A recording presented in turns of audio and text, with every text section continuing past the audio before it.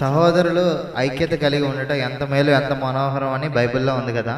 Okay, సహోదరులు అంటే రక్త సంబంధికులేనా? సహోదరులు ఐకమత్య కలిగి ఉంటా ఎంత మేలు అంత మనోహరము అని ప్రశ్న అడిగారు.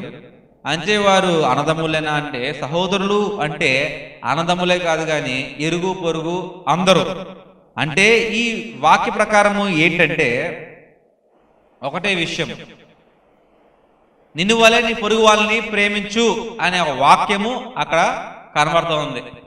నీ పొరుగువాడు ఎవరు అంటే నీ పొరుగువాడిని సహోదరుడు అవ్వచ్చు, నీ శత్రువు అవ్వచ్చు. ఇరుగు పొరుగు వారు నీ సహోదరులు అవ్వచ్చు, నీ శత్రువులు అవ్వచ్చు. కాబట్టి నీ శత్రువుని ప్రేమించాలి, నీ సహోదరుని ప్రేమించాలి.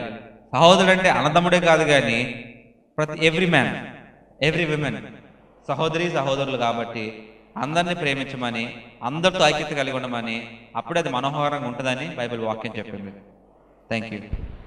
Thank you brother.